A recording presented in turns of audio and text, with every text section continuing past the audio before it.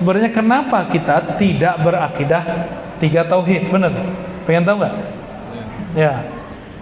Belajar sifat 20 susah. Loh, siapa yang nyuruh kamu belajar sifat 20 ya? Cukup belajar tauhid surat Al-Ikhlas, selesai. Sifat 20 itu kan menjelaskan kalau sudah terpapar akidah yang 3 atau sejenisnya. Kalau kita ini sudah meyakini Allah bertempat, Allah ini naik turun, Allah tinggalnya di langit, ini baru harus belajar sifat 20. Kalau tidak ada masalah itu, tidak perlu.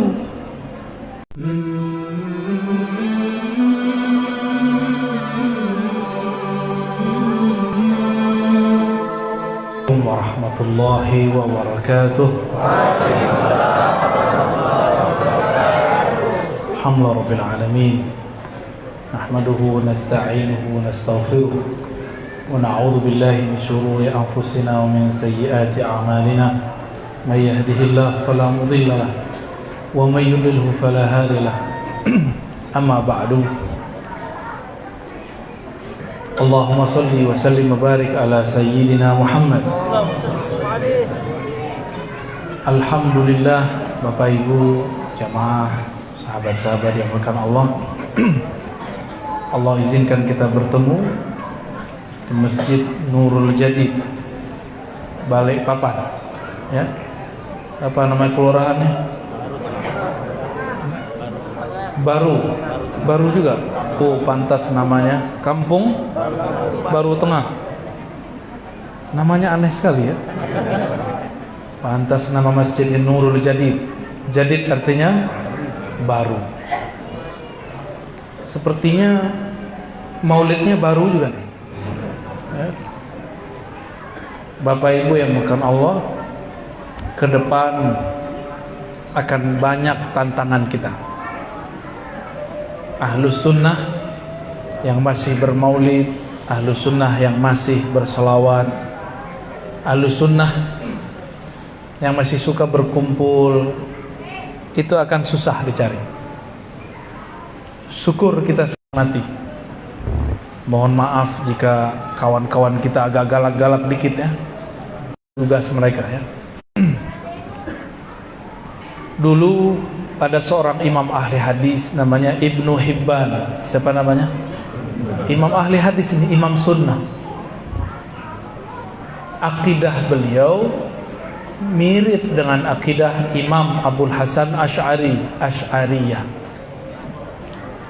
Beliau ini dia buka kajian hadis, kata karena akidah beliau tidak sama dengan akidah orang yang ada di majelis tersebut, beliau diusir dari kampungnya, bukan hanya dari masjidnya. Apa akidah beliau? Dalam kitabnya Al-Majruhin, orang-orang yang dijarah ilmunya, yang tidak dianggap berkaliber kualitas hafalannya, itu muqaddimahnya beliau mengatakan Allah Maha Suci daripada arah ataupun had, batas. Jadi Allah tidak ada arah, tidak ada batas. Maka Muhammad Rafa namanya mengatakan, guruku Ammar, Yahya ibn Ammar, berbangga mengatakan kami usir si Ibnu Hibban karena dia akidahnya dianggap sesat. Dari kelompok yang mengusir Ibnu Hibban ini muncullah namanya Ibn Abdul Hamid. Dari dia muncul namanya Ibn Zaghuni. Nanti 2 abad setelah mereka muncullah namanya Ibnu Taimiyah. Apa akidah mereka? Belakangan dirumuskan oleh Ibnu Taimiyah, dan sampai sekarang akidah ini menjadi perseteruan di kalangan umat Islam yang disebut 3 tauhid. Al-usul as-salasah, 3 pokok tauhid. Sampai hari ini menjadi perdebatan di mana-mana, tidak hanya di Balikpapan, di Mekah, di Madinah, Di Mekah puncaknya dulu tahun 80-an. Di tahun 80-an guru dari guru kita Abuya Sayyid Muhammad Alawi Al-Maliki difatwakan kafir. Siapa yang fatwakan kafir? Murid-murid bin Baz, namanya Ibnu Mani', Ibnu Jibrin, Utsaimin. Kata mereka Muhammad Alawi, mereka nggak bilang Sayyid, Muhammad Alawi taghut Makkah, berhala di Makkah. Padahal Sayyid Muhammad ini lebih mengerti baca kitab daripada yang memfatwakan. Suatu kali diundanglah beliau oleh kerajaan. Ulama-ulama Wahabiyah yang memfatwakan hadir. Itu ulama-ulama menuntut kerajaan Saudi untuk menghukum, memenjarakan, bahkan kalau perlu mati terhadap Sayyid Muhammad Alawi Al-Maliki.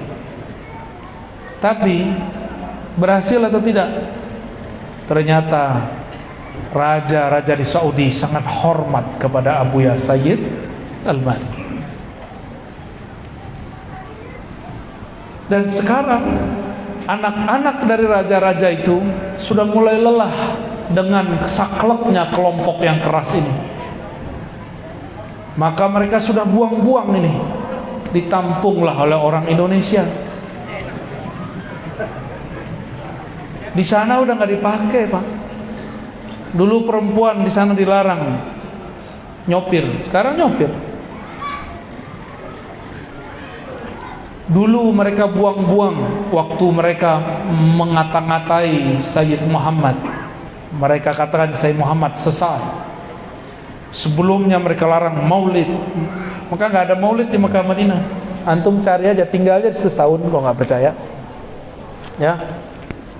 Dulunya ada, tapi kemudian mereka hilangkan dan mereka katakan itu syirik. Abuya Sayyid Muhammad Alawi Al-Maliki dituduh musyrik cuma karena memuji Rasulullah. Jadi antum nih nggak boleh puji siapapun. Tapi mereka kalau ketemu raja-raja puji. Sahibus sumu, sahibul ma'ali. Kalau diterjemahkan yang mulia, yang terhormat, yang tinggi. Giliran kita sebut Sayyiduna Muhammad bid'ah.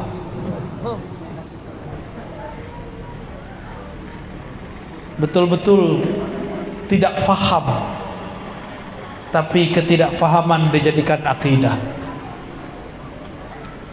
Kembali kepada imam yang saya sebutkan pertama, Ibnu Hibban, itu ahli hadis. Jadi akidah ahli hadis itu apa? Ternyata ahli hadis itu bukanlah suatu manhaj akidah. Ingat-ingat, ahli hadis periwayat sunnah bukanlah satu manhaj akidah, bukan satu model akidah. Karena di kalangan ahli hadis banyak akidahnya. Ahli hadis itu tugasnya meriwayatkan hadis, bukan meriwayatkan akidah. Paham? Maka tidak ada namanya aqidatu ahli hadis. Yang ada aqaidu, bukan akidah. Akidah banyak. Tidak ada namanya manhaj aqidati ahli hadis. Yang ada manhaj, manahij, ya, banyak manhaj. Karena ahli hadis ini juga beragam.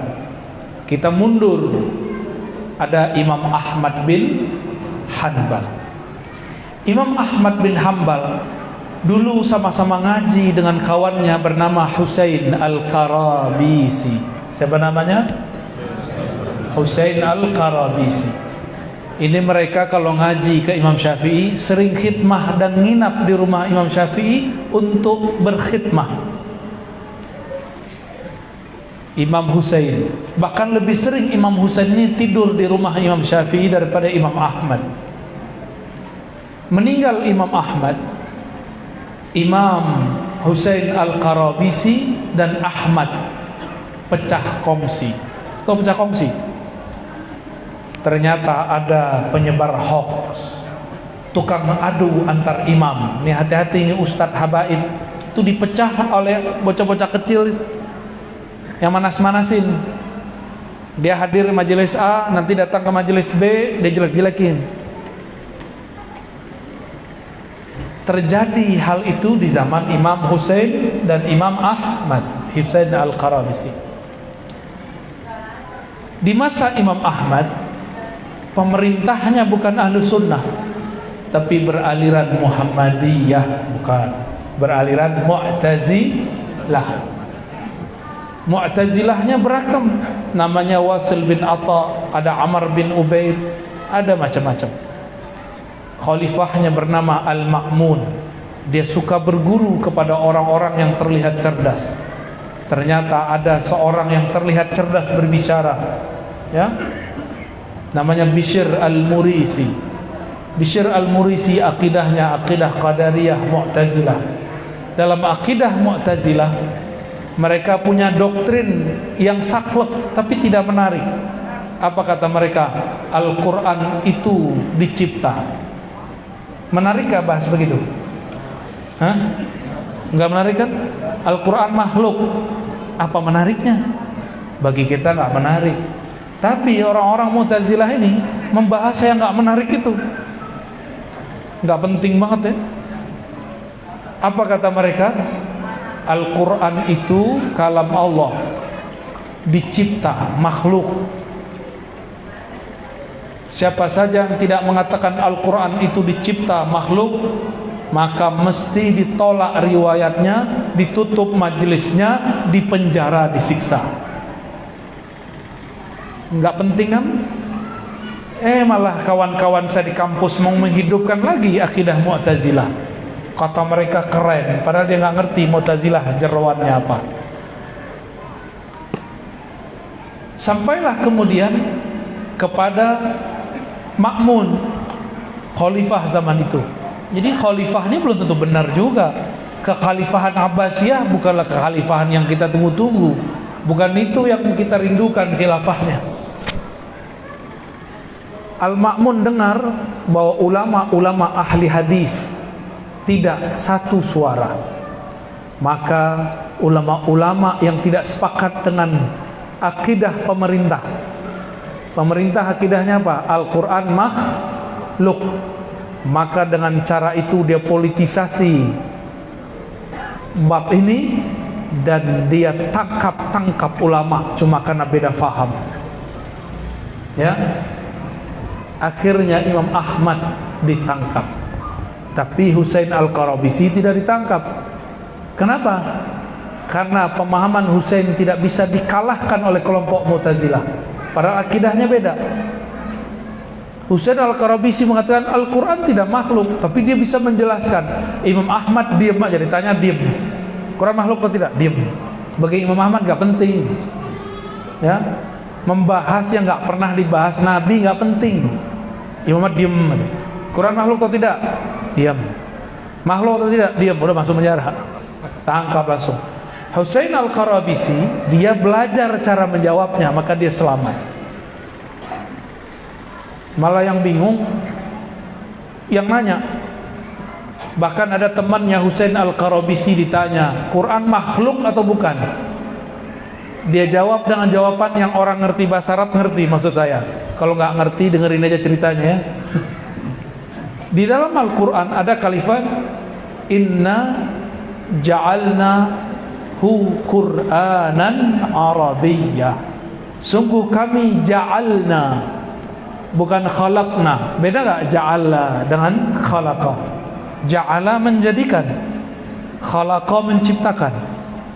Beda. Kalau menjadikan barangnya sudah ada lalu dipindahkan statusnya, itu ja'ala. Seperti ini ja'ilun fil ardi khalifah, aku hendak menjadikan khalifah di muka bumi. Tadi di surga dipindahkan ke bumi. Itu Nabi Adam. Maka sahabat dari Husain Al-Qarabisi disidang, Al-Quran makhluk atau tidak? Jawaban dia apa? Innal Qur'ana maj'ulun. Sesungguhnya Quran itu ja'ala yaj'alu maj'ulan. Yang nyantri paham, yang nggak nyantri bengong. Si orang pemerintah bilang apa? Orang kerajaan bilang apa? Orang kekhilafan bilang apa? Makhluk atau bukan? Dicipta atau bukan? Dijawab, Al-Quran maj'ul, dijadikan, bukan diciptakan. Makhluk atau bukan? Maj'ul. Makhluk atau bukan? Maj'ul. Si yang nanya bilang makhluk, yang ini bilang maj'ul. Lalu dibacakan ayat, Inna ja'alnahu, ini sampai akhir ayat. Akhir yang nanya bengong. Ternyata yang nanya ini ilmunya cuma sampai di situ. Ya, kadang-kadang yang interogasi nggak lebih pintar daripada yang diinterogasi. Lewat. Akhirnya dia pusing. Kamu siapa sih? Yaudah sono. Bebas dia. Ini kawannya Husain Al-Qarabisi. Bahkan ada yang mengatakan dia itu sendiri. Keluarlah Imam Ahmad dari penjara. Si Ma'mun sudah nggak memerintah, penggantinya juga ganti juga, pengganti setelahnya juga sudah selesai. Dibukalah majelis Imam Ahmad, juga ada majelis Imam Husain Al-Qarabisi. Apa yang terjadi? Ada seorang murid ngetes Imam Ahmad dan besok dia ngetes Imam Husain. Ketika datang ke Imam Ahmad, apakah Al-Quran makhluk atau tidak? Imam Ahmad bilang, yang bilang Quran makhluk kafir, yang bilang tidak makhluk bid'ah. Berarti bahas ini nggak boleh. Bahas ini tidak versi Imam Ahmad. Dapat senjata nih. Kata si jamaah, makanya jangan senang Ustadz banyak jamaah. Siapa tahu ujian. Jangan sedih dikit jamaah. Siapa tahu itu anugerah. Ya. Biasa-biasa aja kita, banyak sedikit sama aja. Maka si orang ini sudah siap-siap. Kayaknya ada imam yang beda nih. Ini orang katanya temenan, kok akidahnya beda. Besok saya mau uji. Datang dia besok ke majelis Imam Husain Al-Qarabisi. Apa kata dia? Tuan Syekh, kata Ahmad, kurang ajar kan dia? Enggak, dia bilang Imam Abdullah, Imam Abu Abdullah, Imam Ahmad. Kata si Ahmad, yang bahas Quran makhluk kafir, yang bilang Quran tidak makhluk bid'ah. Menurut ente gimana? Kata beliau, Innal Quran kalamullah ghairu makhluk. Sesungguhnya Quran kalam Allah, bukanlah makhluk. Dilaporkan ke Imam Ahmad. Kata Imam Ahmad, kan saya sudah jawab. Orang yang ngomong Quran makhluk bid'ah. Tambah girang nih orang. Besok dia pergi lagi. Imam Husain Qarabisi. Kata Ahmad, yang ngomong Quran makhluk bid'ah. Ente kemarin ngomong begitu. Oh, yang bilang tidak makhluk bid'ah. Terus gimana dong? Ya sudah, berarti Quran makhluk. Datang lagi ke Imam Ahmad. Kafir yang ngomong begitu, kata Imam Ahmad. Balik lagi dia. Ini orang kerjanya ngadu-ngadu aja nih. Ini hati-hati nantum nih, mukanya muka tukang adu, ada nih beberapa ya. Tukang lapor-lapor aja. Apa pentingnya begitu-gituan ya? Sampai di Imam Qarabisi kemudian diam. Ishadal gulam. Nah, dia tersinggung dengan Imam Ahmad. Padahal temenan. Apa sih maunya bocah Ahmad? Itu gara-gara siapa? Si tukang hasad, tukang hasud. Jadi di mana-mana setiap masa ada tukang hasud. Sekarang tukang hasudnya YouTube. Channel-channel tuh dipotong-potong, kata Razi, kata Uas, kata Uas. Kita diadu-adu. Kami gak usah diadu-adu lah ya. Kami sudah udah adu-adu sama orang lain. Ada orang coba mengadu-adu. Jadi orang-orang begitu ada, cuma sekarang sifatnya lebih banyak dan dapat duit dari al-Yahudi al-Yutubi. Jadi ngadu orang dapat duit sekarang. Mau antum begitu? Berkah nggak duit begitu? Kirim ke kita aja ya. Bapak Ibu yang bukan Allah, tema-tema akidah, tema-tema tauhid dari dulu, jika pakai akal, pakai teori, pakai dalil-dalil hafalan, selalu memunculkan perdebatan. Sama aja, bahas sifat 20 pakai akal, bahas tauhid yang 3 pakai akal, pakai dalil yang tertulis, sama aja. Antum tengkar, masjid ini nggak selesai-selesai nanti. Jadid terus. Sekarang jadid aswaja, besok jadid apa lagi? Ya, akan begitu terus. Supaya tidak begitu, harus pindah dari pembahasan akliyah kepada pembahasan qalbiyah. Cuma kan pengen tahu juga kan, sebenarnya kenapa kita tidak berakidah 3 tauhid, bener? Pengen tahu nggak? Ya. Belajar sifat 20 susah. Loh, siapa yang nyuruh kamu belajar sifat 20 ya? Cukup belajar tauhid surat Al-Ikhlas, selesai. Sifat 20 itu kan menjelaskan kalau sudah terpapar akidah yang 3 atau sejenisnya. Kalau kita ini sudah meyakini Allah bertempat, Allah ini naik turun, Allah tinggalnya di langit, ini baru harus belajar sifat 20. Kalau tidak ada masalah itu, tidak perlu. Ini kejadian nih, mohon maaf kalau ada di sini Pak Polisi ya, tentara. Intel ditaruh di kelompok ekstrim, malah jadi ekstrim Pak. Intel ditaruh ngintelin teroris, malah dia jadi pro teroris. Kenapa? Tidak diberikan penjelasan mengenai akidah mereka apa. Dia seorang muslim, mengintelin muslim, yang dia dengar ayat-ayat, apanya yang salah ini? Emang semua orang yang baca ayat benar? Antum tahu nggak waktu dulu Nabi Adam digoda oleh syaitan, oleh iblis, itu pakai nama Allah. Kata iblis, wallahi ya Adam, demi Allah wahai Adam, saya ini sudah lama di surga, kamu kan pendatang baru, lebih tahu saya lah rahasia di surga. Itu pohon, itu membuat engkau kekal, syajaratul khuldi kalau bahasa kita. Dia menyebut wallahi ya Adam. Kata siapa? Kata iblis, pakai nyebut demi Allah. Itu Nabi Adam terpengaruh oleh iblis. Apalagi baca ayat surat Luqman ayat sekian, dalil tauhid rububiyah. Surat ini ayat sekian, dalil tauhid uluhiyah. Akhirnya kata kawan, iya juga ya, ayatnya kan benar. Kalau setiap orang pakai ayat benar, maka kita tidak boleh mengadili, tidak boleh menghukumi teroris. Coba teroris yang paling terkenal sampai sekarang yang ngebom Bali, siapa namanya? Ar-Razi. Itu bukan saudara saya, Mas. Namanya Am-Razi. Satu lagi, imam yang punya laut, Imam Samudra. Itu buku dia dibaca. Ternyata dia menghalalkan darah orang yang beda faham akidah dengan dia pakai ayat. Cukup dibumbui ayat, langsung tercuci otaknya Imam Samudra, pemilik laut di alam khayalnya.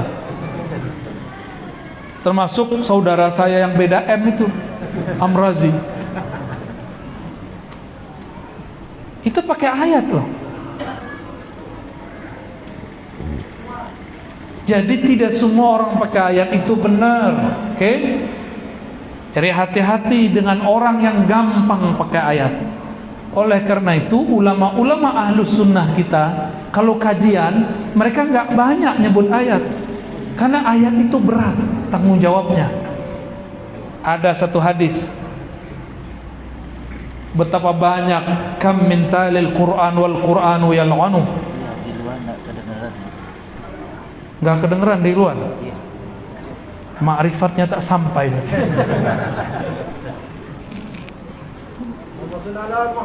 Allah. Gimana? Kedengeran nggak? Tambah nggak kedengeran?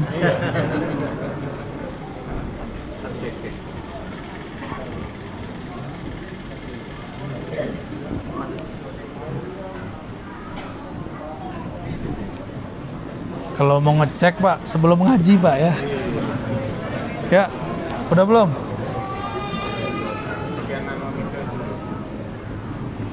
Ya, tes dulu ya. Udah. Tes. Di dalam yang nggak dengar, yang di dalam protes.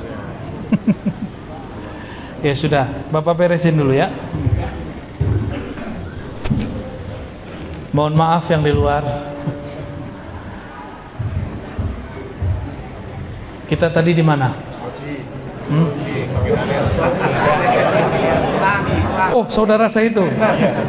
Emang dia saudara saya, Pak, saudara seiman. Cuma sayangnya imannya dijadikan untuk nyembelih orang, untuk ngebom orang. Kalau Nabi Muhammad itu kayak Amrozi, kira-kira banyak nggak umat Islam? Beda dikit bom. Gimana? Bapak tahu nggak di India, Pakistan, Bangladesh, di suatu kampung ada orang buat maulid, dibom. Kok bisa dibom? Ternyata yang ngebom ini habis ngaji di majelis yang mengatakan maulid itu syirik. Orang musyrik perintahnya qatilul musyrikina kafah. Bunuhlah semua orang-orang, perangilah semua orang-orang musyrik kafah. Akhirnya dia kalau ngelihat ada orang ziarah kubur, tawasulan, maulid, dalam hatinya ada kebencian luar biasa. Masih mending itu si Amrozi yang dibom tempat katanya sih maksiat, cuma saya belum tahu juga ya. Itu masih agak sedikit bener-bener tapi ebleng, bener-bener miring. Tapi ini lebih bahaya, majelis maulid. Mungkin teman-teman yang di polisi ingat di Cirebon Jumatan dibom. Itu yang ngebom otak dia di mana itu? Akidah dia di mana itu? Kolbu dia di mana dia taruh? Orang Jumatan, Pak. Tapi mereka sudah dicuci otaknya. Apa kata mereka, kata mentornya, kata ustadznya? Negara ini negara tauhid. Kata mereka apa? Negara ini tauhid. Apa arti tauhid? Negara yang menyembah selain Allah. Tauhidnya bernama Pancasila dan Undang-Undang Dasar. Tauhidnya bernama demokrasi. Saya mau tanya, Bapak ini nyembah demokrasi? Berarti mereka salah paham tuh. Bapak nyembah Pancasila nggak? Nyembah Undang-Undang Dasar nggak? Menjadikan itu tandingan Al-Quran nggak? Pernahkah ada orang nak membanding-bandingkan ayat yang ada di Undang-Undang Dasar dengan ayat di surah Al-Fatihah? Kali ada yang bilang, siapa yang membaca pasal 1 sampai pasal 7 di bawah sholat dapat pahala 70 kali sholat. Ada nggak? Nggak ada. Berarti mereka gagal faham. Undang-undang dasar itu mirip kalau kita punya majelis, terus kita punya peraturan. Peraturannya ada di Quran nggak? Kan nggak ada. Kan kita buat susun-susun sendiri. Kita cocokin ya ayatnya ini. Nomor-nomornya, susunannya bukanlah dari Quran, walaupun terinspirasi dari Al-Quran. Ini kita kasih tahu kepada kawan-kawan yang masih mengatakan undang-undang dasar sebagai tauhid, sebagai tandingan Quran. Tidak, bukan, itu nggak benar. Di rumah di masjid ini ada peraturan nggak? Ada kan, masuk masjid harus begini, harus begitu. Itu undang-undang tandingan Al-Quran tuh gimana? Selama Covid ada peraturan baru? Itu menandingi Al-Quran nggak? Antum kalau punya majelis ada peraturan nggak? Ada pasti. Boleh nggak masuk ke majelis nggak pakai baju? Hah, gimana? Kok tiba-tiba mahal kiam antum berdiri semua? Itu kan udah semacam peraturan. Di semua kelompok ada peraturan, di kelompok dia juga ada peraturan 1, 2, 3. ISIS, tahu ISIS? Ikatan suami ikut istri. ISIS itu kok jadi besar dia? Dia punya peraturan 20. Kita cek, nggak ada di Quran mengatakan daulah Islamiyah 20 macam. Nggak ada di Quran. Mereka aja buat-buat sendiri. Diklaim ini dari Al-Quran. Kan sama dengan undang-undang dasar. Kenapa undang-undang dasar nggak boleh? Terus dia buat semacam nizam atau asas daripada ISIS. Kenapa dia boleh buat? Berarti gagal faham. Sama. Saya mau tanya kepada yang sedang belajar tauhid 3 bagian. Adakah di Quran pembagian 3 tauhid? Oh Ustaz, ada ayatnya. Ayat itu kan kata Ustaz ente. Ustadznya terpengaruh ustadznya terpengaruh ustadznya terpengaruh imamnya. Imamnya mengatakan tauhid ada 3. Coba antum buka Quran dari pertama sampai akhir. Adakah kalimat tauhid dibagi 3? Nggak ada kan? Berarti yang bilang dibagi 3 siapa? Ibnu Taimiyah, imam seorang manusia. Kalau dia bukan nabi, kita boleh beda nggak? Boleh beda. Tapi mereka ini sudah terlalu melebih-lebihkan imamnya. Katanya nggak boleh melebih-lebihkan manusia. Giliran kita melebih-lebihkan Imam Syafi'i, kata dia tidak boleh ikut Syafi'i. Tidak boleh. Terus ikut siapa? Ikut Sahih Bukhari. Lah imam juga. Tidak boleh bertorikot. Bolehnya bermanhaj. Ya manhaj sama torikot artinya sama. Jalan. Manhaj itu jalan, sistem jalan. Sama artinya. Nah, yang udah belajar sifat 20 saya tanya juga, ada nggak di Quran? Aurat Amrozi buka tuh. Ada nggak di Quran pembagian sifat jadi 20? Ya ulama juga yang bagi. Maka kalau ada orang berbeda dengan sifat 20, bagi kita nggak masalah. Cuma nggak usah main salah-salahin. Siap saja berbeda. Ulama kita dulu sudah biasa berbeda. Itu seperguruan Imam Ahmad sama Imam Al-Qarabisi. Awal-awal mereka temenan, habis itu tengkar, habis itu baikan lagi kok. Setelah itu kan mereka baikan lagi. Setelah ketahuan ada tukang hasud, beres. Bapak Ibu yang bukan Allah, ini pengamatan saya. Tidak ada kelompok ekstrim di dunia melainkan terpengaruh oleh 3 tauhid. Percaya nggak tuh? Ini yang ngomong bukan saya. Guru saya di Timur Tengah. Saya coba mengulang kembali. Pas kita perhatiin, iya. ISIS akidahnya apa? Uluhiyah, rububiyah, asma wa sifat. NII di Indonesia, uluhiyah, rububiyah, asma wa sifat diganti mulkiyah. Itu juga. Kelompok apa lagi? Bin Laden. Sama. Al-Qaeda, ya, sama. Di Indonesia, Amrozi, mas saudaranya, Imam Samudra, akidahnya sama. Dan kita belum nemu, alhamdulillah, orang belajar sifat 20 suka maulidan terus ngebom. Alhamdulillah belum ketemu. Alhamdulillah belum ketemu. Kalau di Betawi, di Jakarta, itu semua orang kalau ngaji itu sarungnya jingkrang, celananya jingkrang. Bukan berarti dia kelompok itu. Berjenggot juga sama.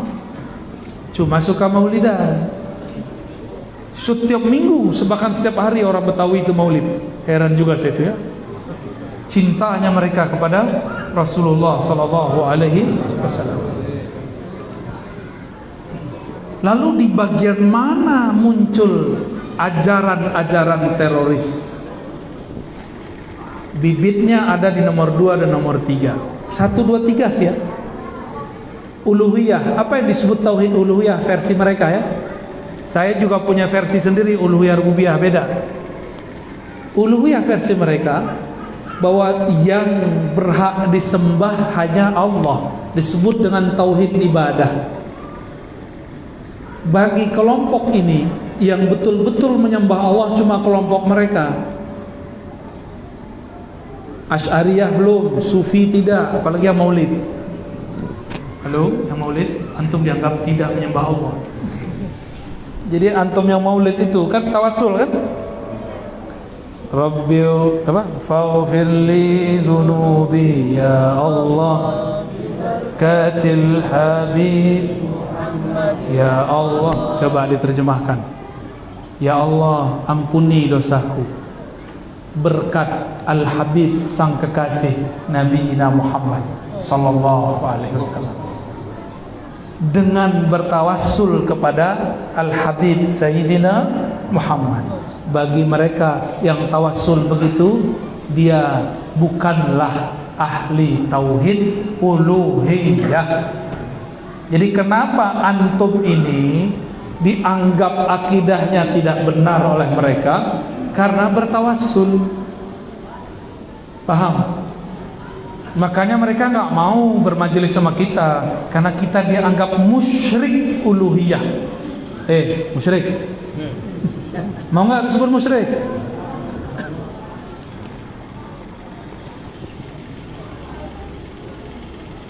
Lalu ada tauhid kedua, tauhid rububiyah. Kata mereka, tauhid rububiyah itu tauhid orang mukmin dan munafik dan musyrik dan semua makhluk tauhidnya rububiyah. Apa arti rububiyah? Tauhid bahwa Allah lah pencipta alam semesta. Kata mereka, antum ini percayakan Allah yang ciptakan alam semesta, tapi kok masih tawassul? Berarti baru tauhid rububiyah. Makanya mereka benci sekali dengan ulama-ulama waliullah, wali-wali sufi. Kemarin kita ziarah kepada Abuya Syekh Ahmad Sarwani, kawan dari Abah Guru Sekumpul, ya, Syekh Muhammad Zaini Abdul Ghani, ya, qadallahu sirrahum ajma'in. Itu mereka nggak suka karena guru-guru kita ini mengajarkan tawassul. Bagi mereka Sufi, Asy'ari, Maulidan itu tidak bertauhid uluhiyah, baru bertauhid rububiyah. Makanya nggak mau mereka masuk ke majelis antum, nggak bakal mau. Coba aja lihat, kita buka majelis pasti keluar. Kalaupun dengarnya dari luar, kalau nggak lewat YouTube. Benci-benci tapi cinta. Nggak suka, unlike tapi dengerin. Gak apa-apa ya, kita nggak benci kok sama dia.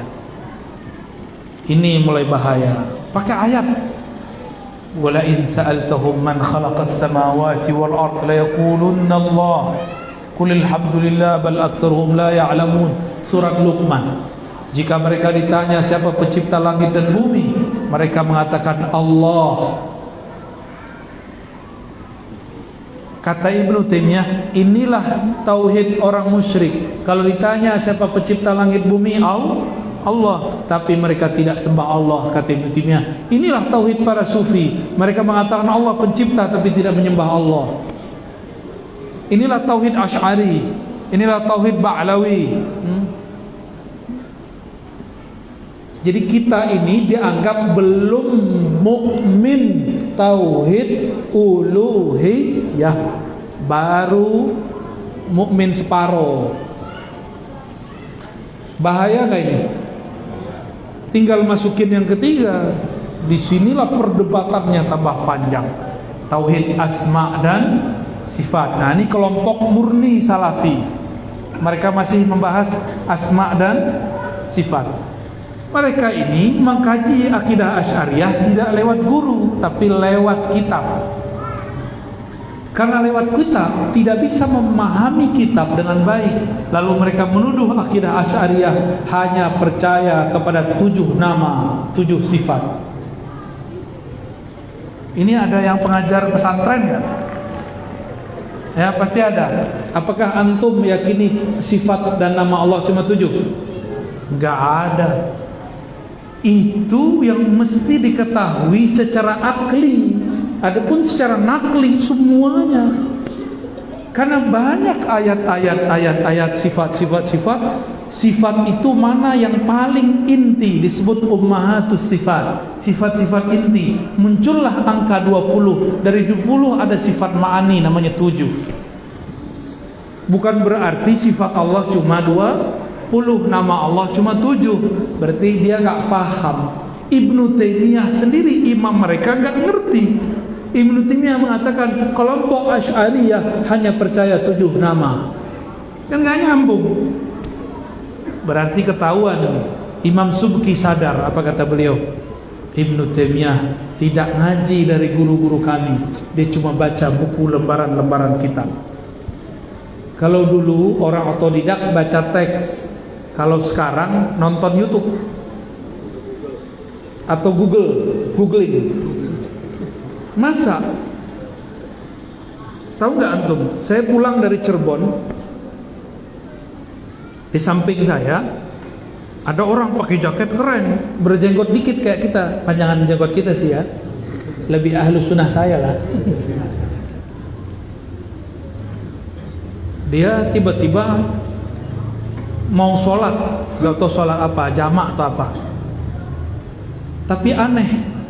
Dia sholat maghrib dikosor jadi 2. Maghrib dikosor jadi 2. Digabung dengan sholat isya. Jadi maghrib sama isyanya 2. Canggih sekali. Saya dengar dia begitu. Saya bilang, maaf bang, maghrib itu ganjil, tidak boleh dibagi. Kalau dibagi 3 bagi 3 1.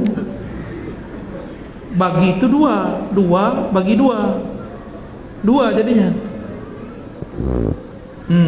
Dia lihat saya pakai jaket saya kebetulan agak lebih bagus. Jaketnya waktu itu jaket dari luar ya, ada yang beliin. Dia lihat kayaknya bukan ustadz nih, kayaknya orang suka motor moge. Jaketnya untuk itu, tapi motor mogenya nggak punya. Lalu seorang lihat, dilihatin saya dari atas sampai ke bawah. Kayaknya dia lagi cek sarung saya ya, bukan pakai celana. Lah Levi's. Pas dicek nggak jingkrang. Apa kata dia? Tunggu ya, saya cek di Google dulu. Dia nggak tahu di sampingnya dokter. Tapi saya senang, saya girang sekali itu, alhamdulillah bisa nyamar. Dalam hati gedek juga, aku dibandingin sama Google. Iya, setengah jam dia cari. Kita perjalanan dari Cirebon ke Jakarta, setengah jam. Saya udah tidur ngantuk-ngantuk. Dia bilang, "Wih, dapat." Anda benar, kata. Ini orang nggak punya adab. Guru dinilai pakai Google.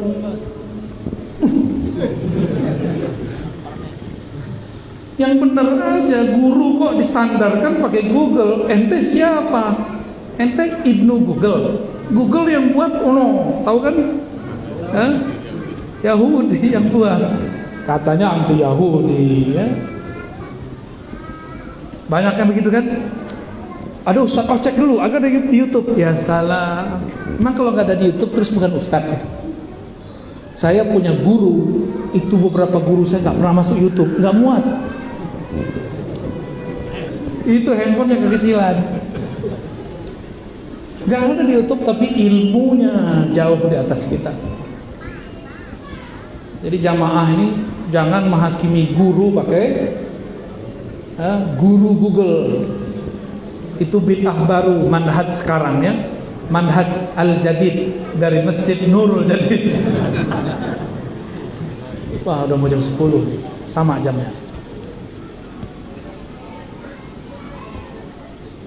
Tapi ada kelompok yang jadi teroris. Ini kalau yang masih murni paling debatnya sunnah bid'ah, syirik, sunnah bid'ah, syirik. Itu aja tuh.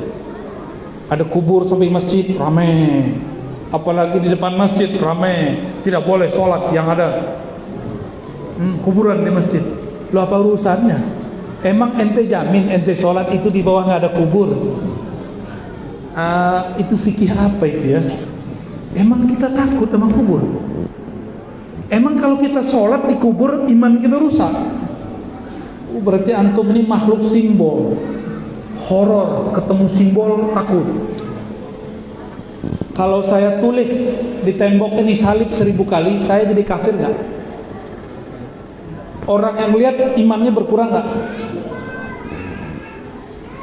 Kenapa? Ketika orang nanya, Ustadz, kok bikin salib? Enggak, saya bikin plus. Beda penafsiran, beda maksud. Kadang-kadang kita melihat orang dengan simbol, tidak melihat makna yang ada di belakangnya. Ya. Agama itu dua, ada simbol, ada makna. Yang paling penting makna, simbol tetap dijaga. Jangan bertengkar karena simbol. Ya.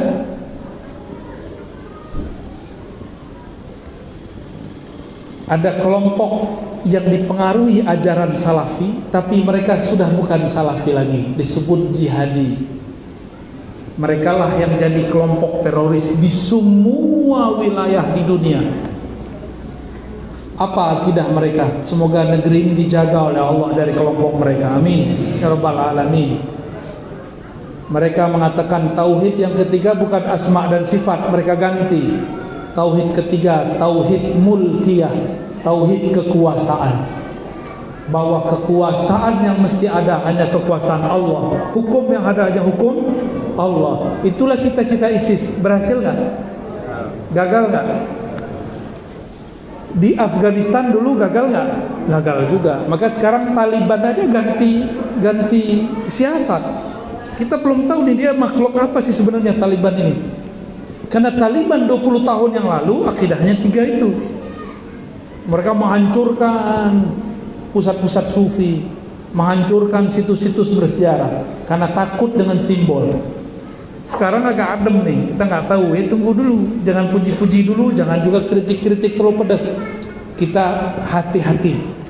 Cuma saya punya pendirian sendiri, penelitian saya sendiri, ya. Bahwa penelitiannya ini agak sulit terima oleh orang yang tidak mau membuka pikirannya.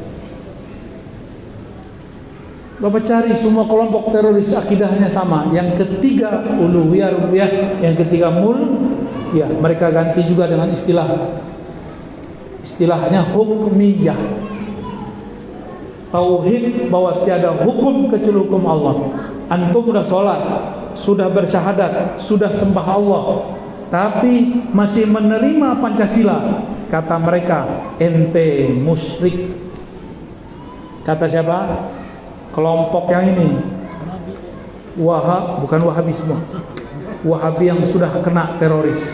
Jadi ingat, ini rahasia kita ya. Wahabi tidak semuanya teroris, tapi tukang teror dengan kata bid'ah di mana-mana. Betul. Udah pernah diteror belum mas? Jenggotnya kan nggak ada. Itu ahlu bid'ah itu. Jangan dekat-dekat saya, kena bully. Tapi bulinya bully cinta ya. Nah, ini ajaran mereka nih. Ajaran mereka ini. Inilah kelompok yang berbahaya. Tapi ingat, yang berakidah asma wa sifat ini, jika dibakar dikit pindah dia. Bakar dikit kelompok ini, pindah dia ke sini. Ada caranya, kayak brainwash namanya, cuci otak, pakai doktrin. Caranya gini, akhi, ini negeri katanya Islam, tapi hukumnya Pancasila. Coba lihat ulama sudah banyak ditangkap, Habib sudah banyak masuk penjara. Ini tidak ada jalannya kecuali hanya jihad. Karena mereka berhukum dengan hukum tauhid, maka semuanya terjadi kriminalisasi. Mari kita terapkan tauhid yang ketiga. Tauhid beres itu dah. Jadi kelompok yang ini nih yang bertauhid asma wa sifat ini kalau ketemu guru bukan aliran Wahabi Saudi, tapi Wahabinya Sururi, selesai sudah. Jadi kalau Wahabinya Wahabi Saudi, mereka nyebutnya Salafi ilmi, itu masih aman Bapak ya. Paling telinganya ditebel-tebelin dikit, dibilang bid'ah ya. Matanya jangan emosi kalau ngeliat statusnya, santai aja ya. Masih aman, masih aman. Kenapa? Di Saudi mereka sampai sekarang pun tidak berani berontak, karena difatwakan oleh imamnya. Kalau di sini kan demokrasi haram, di sana mereka nggak berani bilang kerajaan monarki haram, nggak berani, karena mereka hidup di situ. Fatwa itu diimpor ke Indonesia, makanya mereka pada golput. Bahaya Pak kalau golput. Ini jangan ada yang golput nanti ya. Itu Sudan, pecahan satu lagi namanya Ethiopia. Ethiopia karena di situ ada kelompok-kelompok yang memfatwakan haram nyoblos. Itu demokrasi tauhid. Akhirnya orang Islam nggak mau kecuali sedikit. Yang senang agama sebelah. Sekarang mereka pisah negara dan sudah beda azas negara. Rasain kalian ya? Mau begitu? Kalau semua orang Islam nggak mau nyoblos, apa yang terjadi? Pakai pikiran dong ya. Ini fikih bukan akidah. Dalam fikih boleh kita tuker-tuker. Fikih di Saudi tidak ada pemilihan umum. Kita RT aja pemilihan, benar nggak? Bener, ada PRT di sini. Selamat susah. Selamat susah ngurusin orang. Di kompleks saya itu terjadi perseteruan asik. Itu nurunin RW aja susah. Ini mau nurunin presiden. Ya salam. Kita boleh nggak suka, tapi jangan kemudian berontak. Ya, antum boleh kritik, tapi jangan kemudian mengajarkan terorisme. Ajaran Ahlus Sunnah wal Jamaah di mana-mana mengajarkan tidak boleh memberontak, membantu pemberontak. Maka hati-hati jika ada donasi-donasi. Ayo bantu Surya, hati-hati, ntar kirim duitnya kemana? Orang Indonesia ini kan baik-baik, duitnya banyak. Beneran duitnya banyak. Orang Balikpapan duitnya banyak sih. Ada Pertaminanya yang duit banyak. Tetangganya melarat. Tetangganya batu bara ya? Wah ini sakunya berat itu Pak. Bapak Ibu yang melakukan Allah, ke depan kajian begini, ini bukan berarti meredam. Mungkin yang redam antum, mereka tidak. Maka kita perkuat barisan kita. Kenapa saya bahas begini? Supaya antum kemudian tidak linglung. Bedanya akidah kita dan mereka apa? Ini bedanya ya.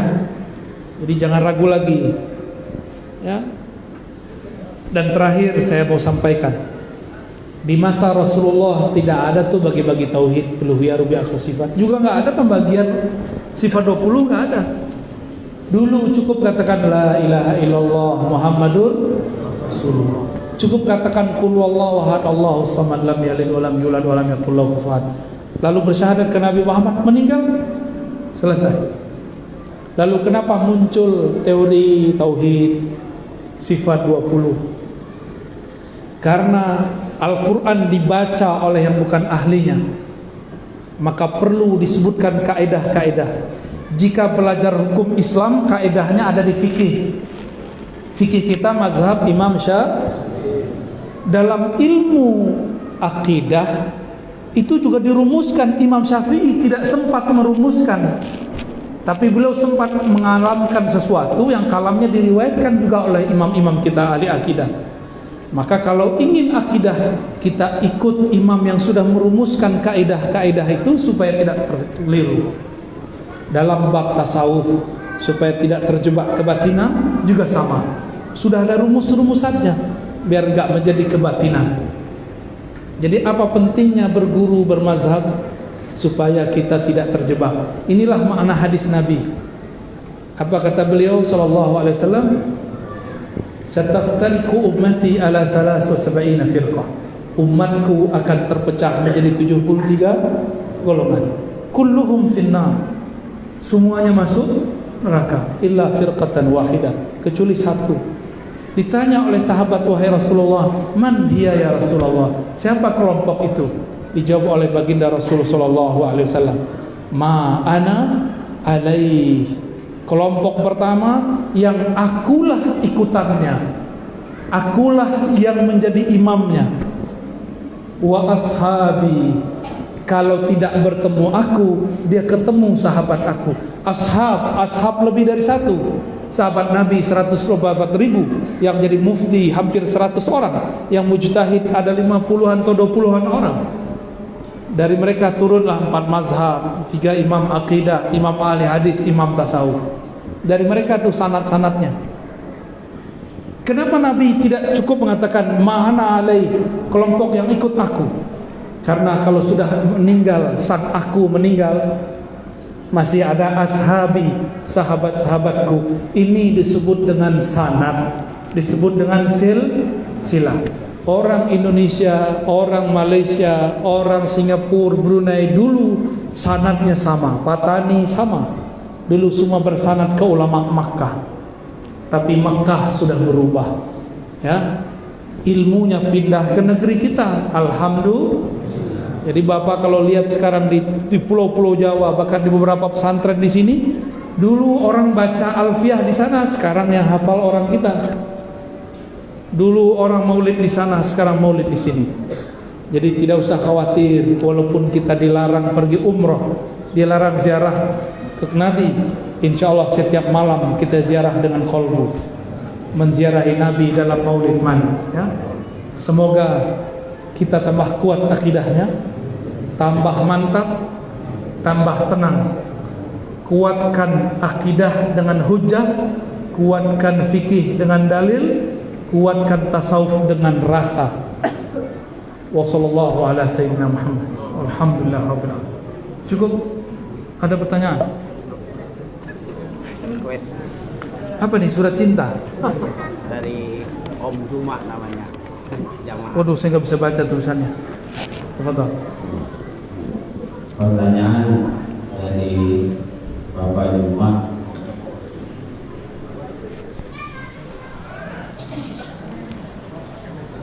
Pelaku sholat membaca syahadat hanya dalam ucapan sebagai saksi dan menyaksikan di dalam pandangan hukum syariat benar. Tapi bagaimana dalam pandangan hukum tauhid dan hakikatnya?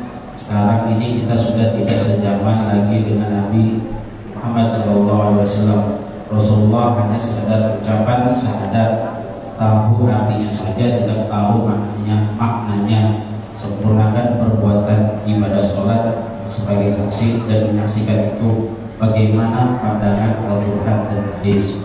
Pertanyaannya, apakah sebenar-benarnya syahadat itu? Apakah isi syahadat dan tujuannya? Apa kesempurnaan daripada syahadat itu? Terima kasih, saya ucapkan atas jawabannya guru. Semoga diberi kesehatan yang baik dan sempurna. Amin. Hormat saya Juma Khairul. Sesuai dengan namanya, Juma, ngumpul-ngumpulin. Pertanyaannya banyak amat ya. Tapi intinya syahadat. Syahadat itu beda alatnya, beda syahadatnya. Beda sumbernya, beda syahadatnya. Syahadat mata memandang, syahadat telinga mendengar, syahadat lisan berikrar, syahadat kolbu bertasdik, percaya. Syahadat ruh kembali kepadanya. Beda ya. Terus terjawab nggak semua? Udah terjawab semua itu. Antum ulang pertanyaannya semuanya di situ.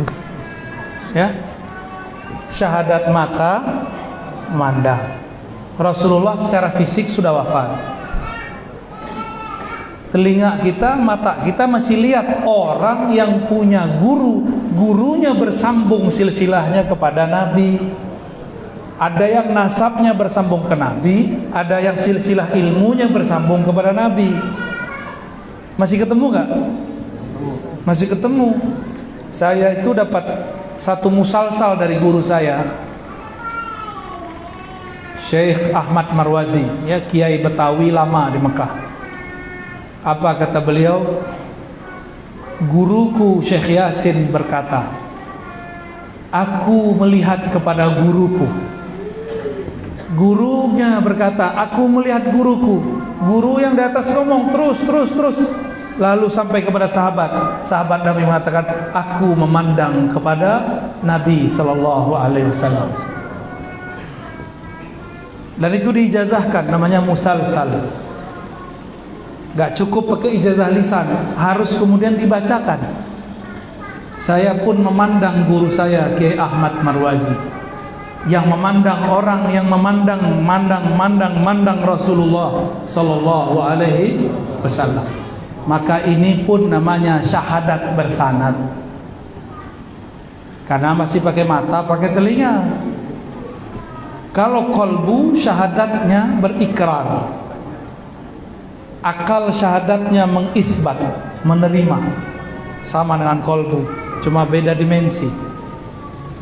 Sabar, kalau ruh nanti, semoga kalau ilmu ma'rifatullahnya sudah turun, ruhnya juga bersyahadat, berpulang kepada Allah. Inna lillahi wa inna ilaihi raji'un.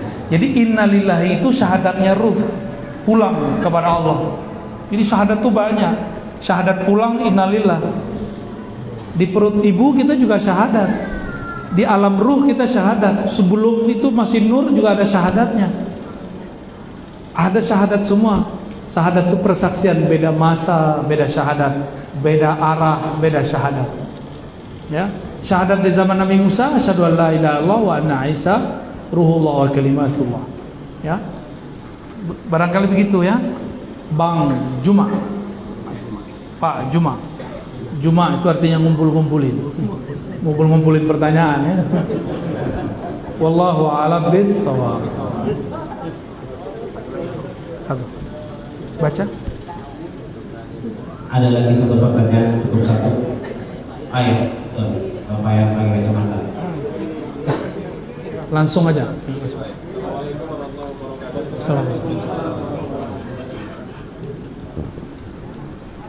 Assalamualaikum warahmatullahi wabarakatuh. Assalamualaikum. Nama saya Ibu Bahtiar. Terima kasih alhamdulillah pada kesempatan ini saya bisa bertemu dengan Abuya Dr. Hanafi Hashim.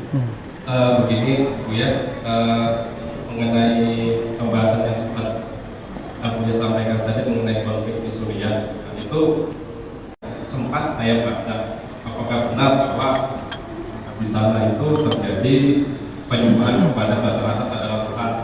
Apa? Bashar Assad adalah Tuhan. Beberapa media Islam. Di satu sisi kita mempunyai seorang profesor atau syekh Ramadan Al-Budi. Amerika sudah ganti siasat untuk menghancurkan umat Islam. Cukup adu aja Sunni Syiah, Wahabi Syiah, Wahabi Sufi, hancur langsung. Jadi kita jangan terpancing. Jangan terpancing, walaupun saya koar-koar begini, saya nggak ngajak perang Pak sama Wahabi, kecuali nanti mereka sentuh, sakitin kita. Jadi untuk menghancurkan Suriah ini kan kata Nabi, fihimul abdal, di sana wali-wali abdal. Itu Syalbuti kan wali Allah abdal. Dalam hatinya nggak ada kebencian. Abdal itu penciriannya satu, salamatus sadr, hatinya selamat dari kebencian. Ketika Bashar Assad itu diisukan Syiah, diisukan ini Al-Buti, disebutkan penjilat. Saya kan murid anaknya. Gak lama setelah itu beliau datang ke Indonesia dan kami ketemu di satu pertemuan di UI, pertemuan terbatas. Kita tanya, benar gak itu? Ternyata gak benar. Itu main media. Jadi musuh-musuh Allah itu sekarang ngadu kita lewat sosial media. Gak ada itu orang-orang di Suriah itu mengatakan Assad itu Tuhan, itu gak ada. Bashar Assad ini dia keluarga Syiah Ulwiyah, keluarganya, tapi istri dia Sunni, menteri-menteri dia Ahlus Sunnah, dan dia ikut Maulid Nabi Ahlus Sunnah. Ini yang ngomong Syekh Taufik, bukan saya. Maka saya mikir-mikir, terus apa yang lagi dicari ini? Ternyata ini cara untuk menghancurkan Bashar Assad yang dia melakukan 2 dosa, kata mereka. Dosa pertamanya, dia sering kirim senjata ke pejuang Palestina, sering kirim makanan ke masyarakat rakyat di Palestina. Itu dosa pertamanya, Pak. Dosa keduanya, dosa ekonomi. Dia menolak apa? Menghalangi bisnis bahan bakar, bangun kilang minyak dan pipa raksasa yang menghubungkan antara negara-negara Teluk dengan Turki. Maka jangan heran, Pak, ini nggak seperti yang kita lihat. Turki yang Bapak kenal itu bukan Turki yang saya tahu.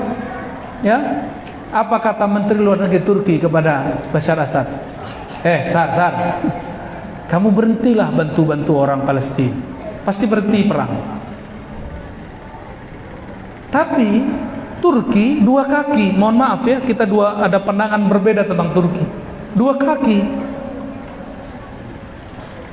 Dia juga ikut nyuntik dana kepada kelompok yang memberontak kepada pemerintahan yang sah. Ini Bapak ini seorang presiden di Suriah. Terus ada kelompok ingin menghancurkan negara Bapak. Itu diserang nggak kelompok itu? Sah nggak? Kita punya negara kita sedang dirongrong oleh kelompok yang ingin merubah negara ini. Kita serang mereka, jihad nggak tuh?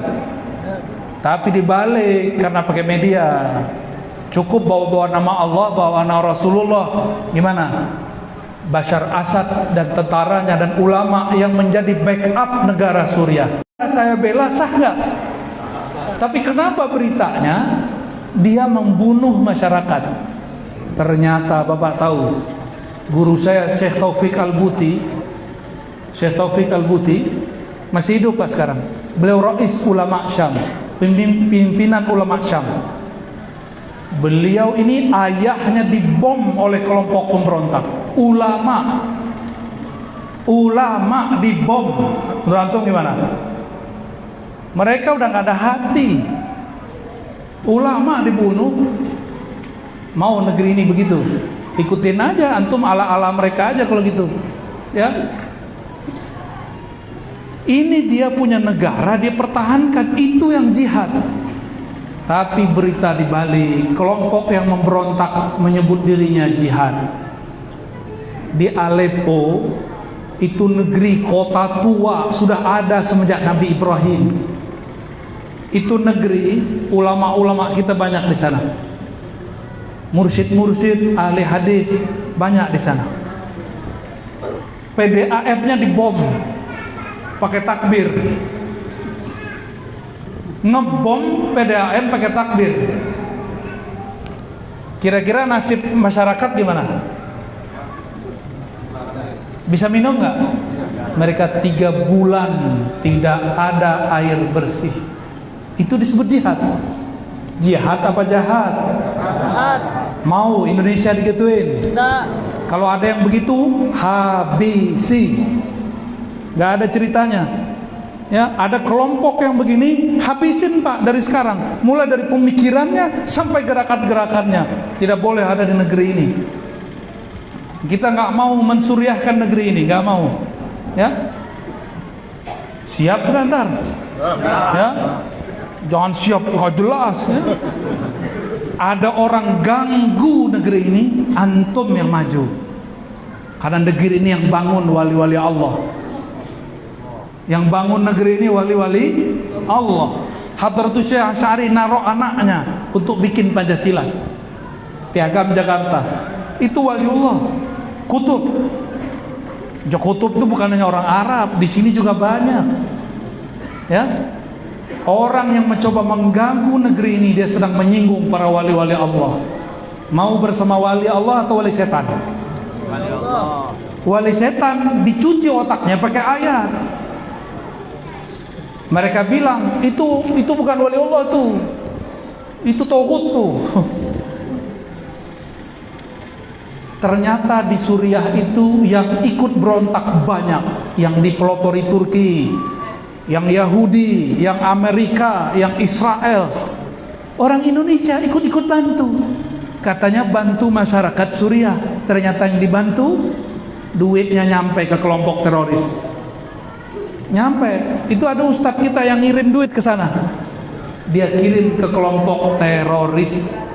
Semoga dia cuma salah kirim. Kalau benar-benar ingin ngirim ke kelompok itu, sebentar lagi dengar aja dia ditangkap. Berarti dia membela teroris. Pembahasan malam ini kok jadi panas begini? Ini jihad, kita bahas tauhid yang jihadnya benar. Jadi sebelum ngaji jihad, ngaji tauhid yang benar. Tauhid ahlus sunnah. Tauhid ahlus sunnah itu mengedepankan rahmah. Kalau rahmah kasih sayang sudah nggak bisa, baru pakai jihad. Jangan apa-apa baru hijrah udah bikin jihad aja. Gitu Pak ya. Terjawab. Jadi tidak benar. Ada lagi berita no Sunni mosque in Iran, itu nggak benar juga. Tidak ada masjid Sunni di Iran, itu bohong juga. Sengaja mau mengkacaukan. Jadi ternyata di sosial media ada robot-robot yang disetting oleh manusia jahat yang ingin menghancurkan umat Islam. Mereka ingin adu-adu dan mereka hashtag setiap hari jutaan hashtag, sehingga masuk ke Facebook, masuk ke WA, nanti bergerak sendiri. Orang kalau baca ke cucu otaknya dikirim ke saudaranya. Dan saya berdoa semoga negeri ini tetap dijaga untuk pemimpin-pemimpin di semua negara muslim, terutama di negeri ini. Begitu juga ulama-ulama di semua negeri muslim, terutama negeri ini, dan semua umat Islam yang manapun berada, wabil khusus yang mempertahankan akidah ahlus sunnah. Kita kirimkan surat Al-Fatihah. A'udzubillahi minasy syaitonir rajim. Siratal ladzina an'amta 'alaihim ghairil maghdubi 'alaihim waladdallin. Allahumma ya Rahmanir Rahim, ya Karim, ya Aziz, ya Ghaffar, ya Ghafur. Ya Allah, dosa kami sangatlah banyak, tapi ampunan Engkau lebih banyak. Maksiat kami sangatlah luas, tapi ampunan Engkau lebih luas lagi. Maka dengan keluasan rahmat dan ampunan-Mu ya Allah, ampunilah kami malam ini. Ampunkanlah kami untuk masa nanti. Ya Rabb, ya Muqallibal Qulub, salli ala Sayyidina Muhammad Sayyidil Qulub. Ya Allah, sampaikan salam rindu kami kepada Nabi Muhammad sallallahu alaihi wasallam. Wahai yang membolak-balik hati kami, hati ini senantiasa berubah ya Allah. Kadang taat, kadang maksiat, kadang jadi soleh, kadang menjadi fasik. Kadang kami ingat Engkau ya Allah, kadang kami ingat dunia ya Allah. Ya Allah, bagimu dunia ini ringan, namamu pun ringan, tapi bagi kami berat. Izinkan ya Allah, jadikan nama Engkau ya Allah bertahta dalam kalbu kami. Izinkan lisan kami menyebut nama Engkau ya Allah. Jadikan jiwa kami bergetar menyebut nama Engkau ya Allah. Allahumma ya Allah, ya Rahman, ya Rahim, ya Hafiz. Ya Allah yang maha menjaga, jagalah negeri ini, jagalah negeri-negeri umat Islam, jagalah orang-orang yang memperjuangkan akidah ahlus sunnah wal jamaah, jagalah para habaib kami, jagalah para ulama-ulama kami, jagalah para umara-umara kami. Ya Allah, jika umara kami, pemimpin kami salah, bimbinglah mereka. Jika di kolbunya ada pengkhianatan, berikan sifat amanah. Jika di dalam kolbunya ada kezaliman, maka ilhamkanlah ya Allah keadilan. Ya Allah, jika di kolbu mereka ada kebencian, maka masukkanlah sifat-sifat rahmah kasih sayang. Ya Allah, semuanya mudah bagimu ya Rabb. Fayassir lana umurana, fayassir lana kulla syai'. Allahumma rabbana atina fid dunya hasanah wa fil akhirati hasanah wa qina adzabannar wasturna wasturil muslimin bisitrikal jamil walhamdulillahi rabbil alamin. Mohon maaf, tidak usah salam-salaman, cukup dengan hati. Semoga Allah menerima kita di sisinya. Assalamualaikum warahmatullahi wabarakatuh.